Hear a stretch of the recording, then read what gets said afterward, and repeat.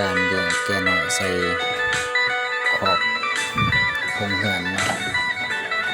ว่าจะเป็นอะไรเนาะสภาพการเลี้ยงเนาะเดี๋ยวมาติดตามเบิ่ง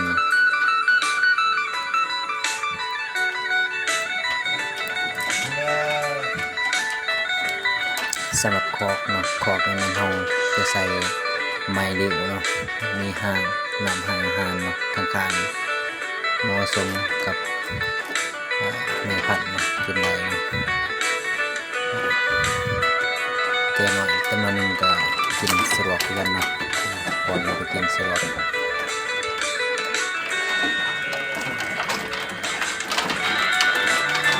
เวลาคอกมันเช็ดให้หน่อยเนาะเพราะสะดวกในการอนามัยเนาะ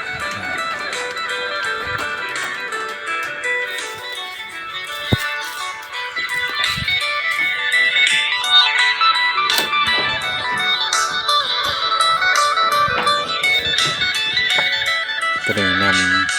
เป็นคอกขังเฉพาะว่าเกิดใหม่นะมันจะเอาขึ้นมาขังใส่นี่ไว้นะอันนี้เป็นห้างอาหารนะหลังจากมันได้กินมันเป็นไงเดี๋ยวจะมาใส่อีกนะในตอนช่วงตัวนี้คือคอกมันเกิดแล้วเราจะเอาไปขังอาหารนะเกิดใหม่นะสำหรับมีนอกมันเกิดตัวแข็งแรงเลย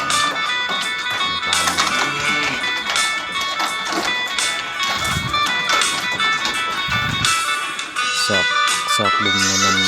ขอบดุมในมันเป็นขอบทางด่วนนะเพราะว่าเกิดแล้วเราก็จะเอาขึ้นมาใส่อยู่ขอบนั้นนะ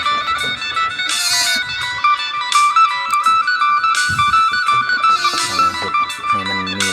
บอลยางเย็นเนาะเพราะว่าขอบมันก็เป็นขอบหน่อยเนาะใช้มันไม่ยางดุมเลยเนาะเขาก็ห่างงานกันไว้นะกันจูเมื่อพันนะเกียง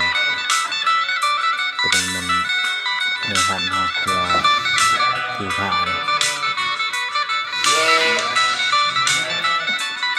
มันเกิดนะครับป่าเป็นจุดปลาอยู่ขอบหน่อยเท่านั้นสำหรับนี้มันเนี่ยหมัดเนาะที่เรา